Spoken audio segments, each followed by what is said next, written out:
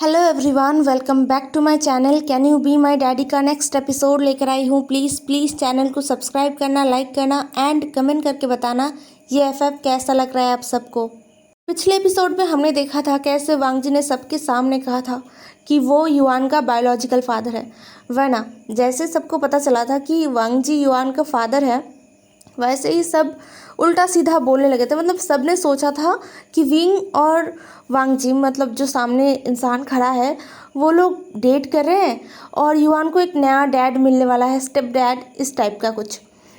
तो वांग जी ने सबकी गलतफहमी को दूर किया और कहा नहीं, मैं युआन का बायोलॉजिकल फादर हूँ, जिसे सुनकर सभी हैरान हो गए थे। दूसरी तरफ निये मिंजू के साथ बात करने के बाद विंग को रियलाइज़ हुआ, हाँ उसे युआन के लिए, अपने लिए ना सही युआन के लिए एक बार मौका देना चाहिए वांग जी को।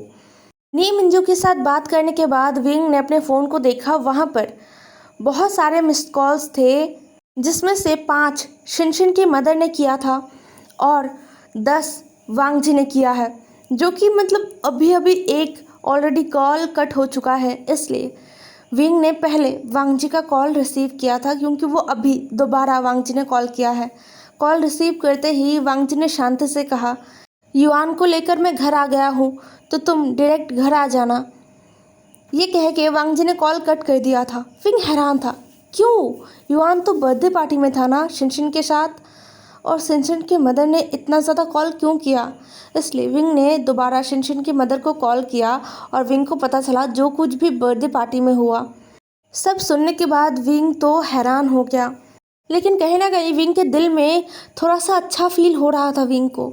विंग अब इंतज़ार नहीं करता, अभी फ़िलहाल उसके घर जाने का वक्त नहीं है, लेकिन वो घर चला जाता है।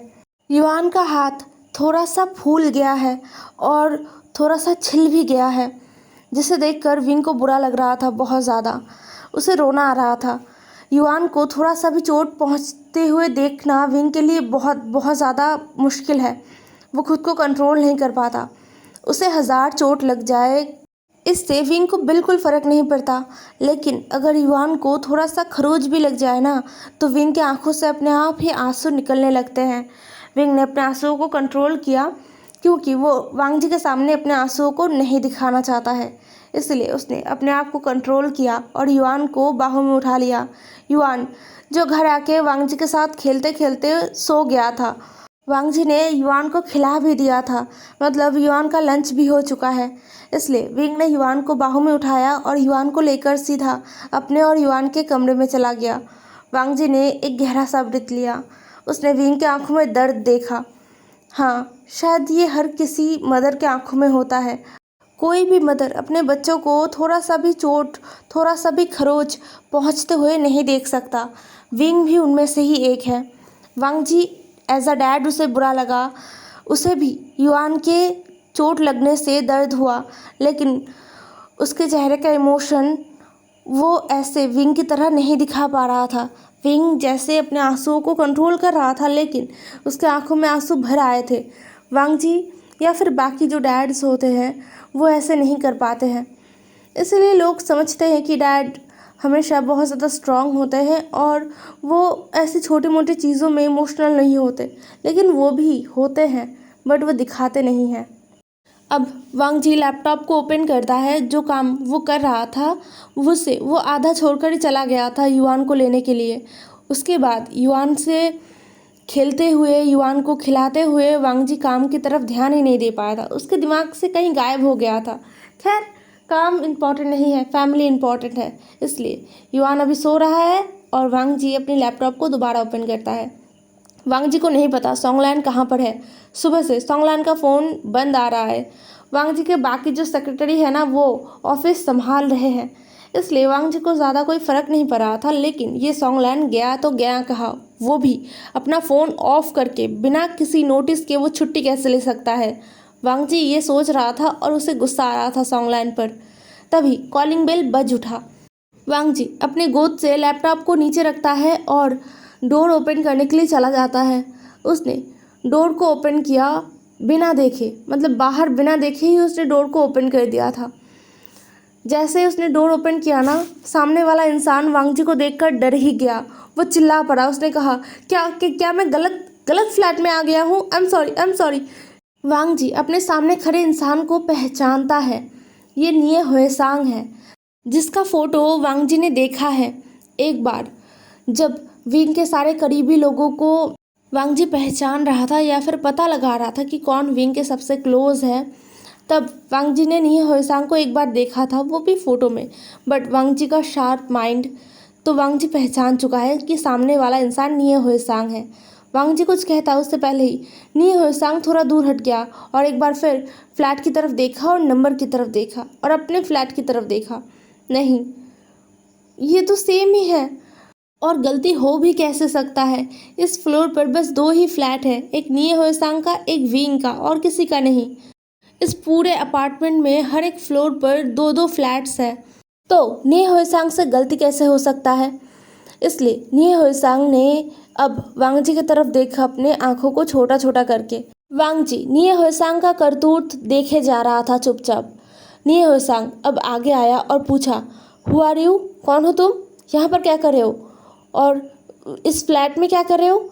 इतने सारे सवालों का जवाब वांग जी ने बस एक आंसर में दिया, विंग और युआन सो रहे हैं, आप बाद में आ सकते हो। ये कहते हुए वांग जी डोर को बंद करने वाला था, लेकिन निये हुएसांग आगे आया और वांग जी को रोक दिया। निये हुएसांग ने कहा, वेट वेट वेट, तुम कौन हो? ये तो बताया ही नहीं। निये हुएसांग के सवाल को सुनकर वांग जी ने निये हुएसांग की तरफ देखा और बहुत ही शांत लहजे में कहा, मैं लान वांग जी हूँ, विंग का अल्फा। यह सुनकर निये हुएसांग के पैरों तले से ज़मीन खिसक गया। वांग जी ने निये हुएसांग के मुंह पर ही दरवाज़ा बंद कर दिया और आकर अपनी जगह पर बैठ गया। लैपटॉप को उसने दोबारा ओपन किया और काम करने लगा। लेकिन वांग जी काम कर पाए तो ना, निये हुएसांग बार बार कॉलिंग बेल बजाए जा रहा था। वांग जी को गुस्सा आया, क्योंकि युआन सो रहा है, वो अगर जग गया तो बेचारा उसका पूरा मूड ही खराब हो जाएगा। कच्चा नींद अगर टूट जाए तो कितना बुरा लगता है हम बड़ों को, और वो तो छोटा है। इसलिए वांग जी को गुस्सा आया। वांग जी गुस्से से उठने ही वाला था, तभी विंग जो दौड़ के नीचे आया। उसे पता है कि कौन इस तरीके से कॉलिंग बेल बजा रहा है, ये निये हुएसांग ही है और कोई नहीं। ये सोचते हुए विंग दौड़ के बाहर आया और दरवाज़ा खोल दिया और चिल्लाते हुए कहा, हुएसांग क्या कर रहे हो? और तुम कहाँ पर थे पूरी रात, और अब तक तुम थे कहाँ पर? कल शाम को मैंने तुम्हें डेट पर भेजा था और तुम अब आ रहे हो? हुएसांग, जिसके दिमाग में बहुत सारा सवाल था वांग जी को लेकर, उसका सारा सवाल कहीं गायब हो गया। उसे याद आया कि वो कहाँ पर था, कल पूरी रात क्या कर रहा था। वो सब याद आते ही हुएसांग का पूरा चेहरा लाल हो गया। वो विंग से अपनी नज़रों को चुराने लगा। विंग ने कहा, क्या हुआ है हुएसांग, मुझे बताओ, साफ साफ बताओ क्या हुआ है। शर्म की वजह से हुएसांग के मुंह से शब्द नहीं निकल रहे थे। तभी उसका नज़र वांग जी पर गया, जो सोफे पर बैठ के अपना काम कर रहा था। वांग जी पर जाते ही हुएसांग का नज़र, उसने विंग की तरफ देखा और बोला, मेरे बारे में बात करना छोड़ो, तुम तो अपने अल्फ़ा के साथ हो, ये तुम्हारा अल्फ़ा है। तुमने मुझे बताया क्यों नहीं विंग? कब से चल रहा है ये सब कुछ? क्या तुम दोनों ने शादी भी कर लिया और मुझे बताया भी नहीं? क्या बड़ी को सब पता है? ओ गॉड, क्या मैं आखिरी इंसान हूँ जिसे पता चला है अभी? ये सब कुछ सुनकर विंग शॉक्ड हो गया। क्या उसका अल्फ़ा? ये किसने कहा? फिर विंग को रियलाइज़ हुआ कि ये वांग जी ही हो सकता है जिसने हुएसांग को ऐसा कुछ कहा होगा। विंग ने पीछे घूमकर वांग जी को देखा और एक गहरा शब्द लिया, वो क्या ही कहे। इसलिए विंग हुएसांग का हाथ पकड़ता है और उसे खींचते हुए अपने फ्लैट से बाहर लेकर जाता है और दरवाज़ा बंद कर देता है। फिर वो हुएसांग को लेकर हुएसांग के फ्लैट में जाता है और वो दोनों सामने बैठते हैं एक दूसरे के सामने। विंग परेशान था, उसे हुएसांग को सब कुछ बताना है और हुएसांग भी परेशान है, क्योंकि हुएसांग को भी विंग को बहुत कुछ बताना है। ये दोनों एक दूसरे को अपनी प्रॉब्लम्स के बारे में बिना बताए नहीं रह सकते हैं। इसीलिए पहले हुएसांग बोलना शुरू करता है। हुएसांग ने कहा, विंग, वो विंग ने कहा, क्या हुआ है बताओ मुझे, कुछ तो बुरा हुआ है, कुछ तो झोल किया है। मैंने तुम्हें डेट के लिए भेजा था और तुम पूरे नाइट के लिए गायब हो गए। बताओ, मुझे एक्सप्लेन करो। विंग की बातों को सुनकर हुएसांग ने एक सूखा घूंट लिया डर का और फिर कहा, वो वो वो मैंने वन नाइट स्टैंड किया है। यह सुनकर विंग अपनी जगह से खड़ा हो गया। उसने कहा, क्या? हुएसांग अपने फेस को एकदम अपने दोनों हाथों से छुपा लेता है और कहता है, आई एम सॉरी, मुझे नहीं पता था कि ये सब कुछ हो जाएगा। कुछ ज़्यादा ही ड्रिंक कर लिया था और फिर जो होना था हो गया। मैं क्या करता विंग, मुझे तो होश भी नहीं था। जब सुबह होश आया तब पता चला कि सब कुछ हाथ से निकल चुका है, सब कुछ हो चुका है। हुएसांग जो विंग से नज़रें मिलाना तो दूर, मतलब विंग की तरफ देख भी नहीं पा रहा था। विंग जो एक प्रोटेक्टिव गार्जियन की तरह कहता है, तुम पागल हो हुएसांग, मैंने तुम्हें डेट के लिए भेजा था। तुम ऐसे कैसे कर सकते हो? और वो अल्फ़ा कहाँ पर है? क्या उसने तुम्हें मार्क किया है? ये कहते हुए विंग हुएसांग के पास आया और हुएसांग के नेक को देखने लगा। नहीं, हुएसांग के नेक पर मार्क नहीं है। हालांकि बहुत सारे हिक्कीज़ है बट ओमेगा मार्क्ड नहीं हुआ है। ये देखकर विंग को थोड़ा सा रिलीफ महसूस हुआ। विंग ने कहा, ओ गॉड, उसने तुम्हें मार्क नहीं किया। हुएसांग अब बच्चों की तरह रोते हुए कहता है, क्या मतलब विंग मार्क नहीं किया? उसने तो सब कुछ ही कर दिया सिवाय मार्क के। विंग ने कुछ कहा नहीं। विंग ने हुएसांग को गले लगाया और बोला, तो तुम क्या चाहते हो? क्या तुम उसके साथ रिलेशनशिप करना चाहते हो या फिर शादी? तुम दोनों डेट के लिए गए हो, इसका मतलब ये है कि तुम दोनों की फैमिलीज एक दूसरे से पहले से ही जान पहचान है। तो अगर तुम चाहो तो शादी। विंग के बातों को पूरा होने दिए बिना हुएसांग ने कहा, नहीं, मुझे उस अल्फ़ा से शादी नहीं करना, बिल्कुल नहीं। वो अल्फ़ा बिल्कुल भी अच्छा अल्फ़ा नहीं है। तुम्हें पता है विंग, नाइट को जो कुछ भी हुआ है वो मुझे बिल्कुल भी याद नहीं। और वो अल्फ़ा बार बार बस मुझे ब्लेम किए जा रहा था और कह रहा था मेरी वजह से ये सब कुछ हुआ है। मैंने थोड़ी कहा था उस अल्फ़ा को ड्रिंक करने के लिए। उसने खुद कहा था कि कंपटीशन हो जाए, तो मैंने भी उसकी बात पर शाय दिया। निये हुएसांग की बात को सुनकर विंग को इतना गुस्सा आया, वो एकदम निये हुएसांग के पास गया, निये हुएसांग के सर पर एक चांटा मार दिया और बोला, बेवकूफ़, अब देखो ऐसे बात करो जैसे कि तुमने महान काम कर दिया है। क्या उस ओमेगा से तुम्हारा कोई भी बात हुआ है? हुएसांग ने गुस्से से कहा, नहीं, मुझे उससे बात नहीं करना, बिल्कुल भी नहीं। विंग ने कहा, ठीक है हुएसांग, जैसा तुम चाहते हो वैसा ही होगा। और हाँ, ब्रदर से तुम्हें बात करना चाहिए। हुएसांग ने कहा, विंग, मैं ब्रदर से बात कर लूँगा, लेकिन ब्रदर को इस बारे में कोई बात नहीं कहना, प्लीज़। मैं नहीं चाहता ब्रदर को इस बारे में पता चले कि मेरे साथ क्या हुआ है। गलती मेरा भी है। विंग ने एक गहरा सा व्रत लिया और अपना सर हाँ में हिला दिया और बोला, ठीक है, मैं ब्रदर को नहीं कहूँगा। अब जाओ, जल्द से फ्रेश हो जाओ। हुएसांग भी जल्दी से चला गया फ्रेश होने के लिए। एक्चुअली में जो हुआ है कल रात को उसके लाइफ में वो कोई छोटा मोटा चीज़ नहीं है। उसने वन नाइट स्टैंड किया है एक ऐसे इंसान के साथ जिसे हुएसांग बस कुछ 1-2 घंटे पहले ही जान पहचान हुआ है, उससे पहले नहीं, और वो भी उतना क्लोजली नहीं है। फिर उन्होंने ऐसा कुछ कैसे किया? हुएसांग के दिमाग में ही ये बात नहीं आ रहा था। ऊपर से विंग को ऐसे देखकर हुएसांग का दिमाग कहीं और ही चला गया था। हुएसांग को अपने फ्लैट में रखकर विंग जब अपने फ्लैट में आया तो उसने देखा वांग जी अभी भी अपने काम को कर रहा है। विंग को याद आया कि वांग जी ने हुएसांग से कहा था कि वो विंग का अल्फ़ा है। यह सोचकर विंग को गुस्सा आया। विंग वांग जी के पास जाता है और कड़क लहजे में कहता है, लान वांग जी, तुमने ये क्यों कहा कि मैं तुम्हारा ओमेगा हूँ? तुम ये बात हर किसी से क्यों कह रहे हो? वांग जी ने एक पल विंग को देखा और अपने गोद से लैपटॉप को सामने रख दिया। फिर अचानक से विंग का हाथ पकड़ के खींच के विंग को अपने बाहों में बिठा लिया। विंग इसके लिए बिल्कुल भी तैयार नहीं था, इसलिए वो बहुत ही ज़्यादा शॉक्ड हो गया और शॉक्ड में वांग जी को देखने लगा। वांग जी विंग के नेक पर अपना नोज़ रब करते हुए कहता है, मैं हर किसी से जो सच है वही तो कहूँगा ना, मैं झूठ नहीं बोलता विंग, इसलिए जो सच है मैं वही बोल रहा हूँ। वांग जी की बातों से और एक्शन से विंग हैरान हो गया, परेशान हो गया। वो जैसे एक घोर में चला गया जहाँ से वो बाहर नहीं आ पा रहा था। उसे कहीं ना कहीं अच्छा लग रहा था जो कुछ भी उसके साथ और वांग जी के साथ हो रहा था, जो कुछ भी वांग जी कर रहा था वो सब कुछ विंग को अच्छा लग रहा था। विंग अच्छा लगने के बावजूद अपने आप को संभालता है और कुछ कहने के लिए अपना मुंह खोलता है। तभी वांग जी ने विंग का नेक अपने एक हाथ से पकड़ा और विंग को नीचे झुका दिया।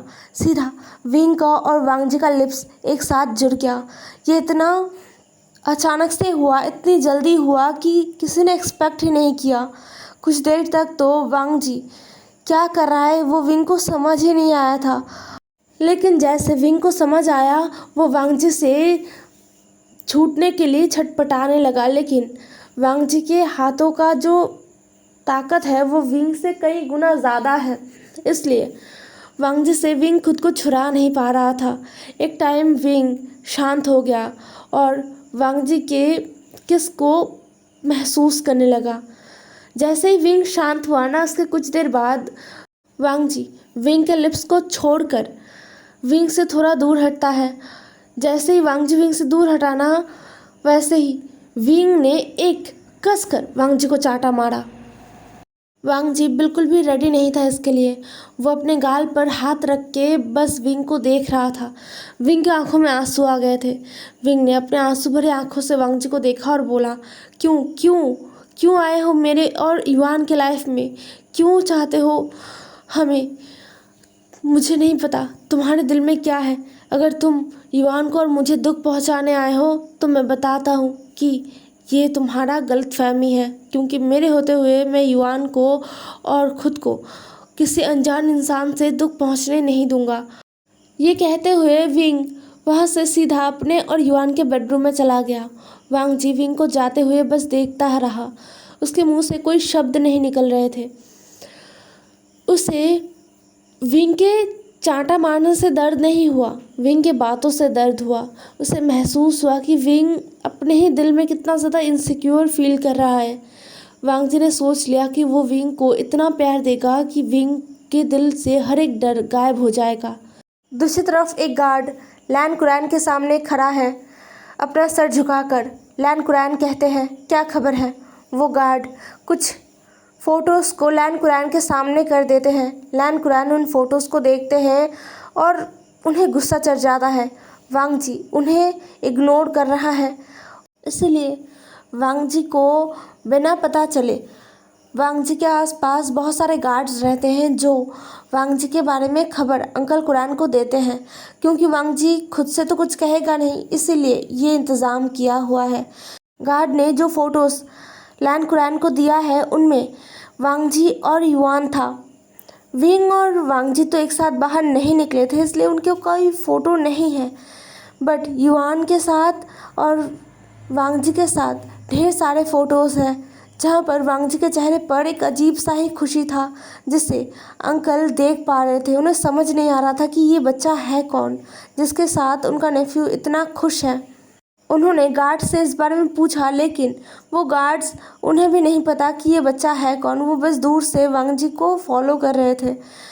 वांग जी के पास जाने का हिम्मत उन्हें नहीं है और कुछ ऐसी चीज़ें हैं जो पता लगाना नामुमकिन है अगर वांग जी अपने बारे में ना बताए। अगर वांग जी ना चाहे तो उन गार्ड्स को भी नहीं पता है कि इस बच्चे के साथ वांग जी का रिलेशन क्या है।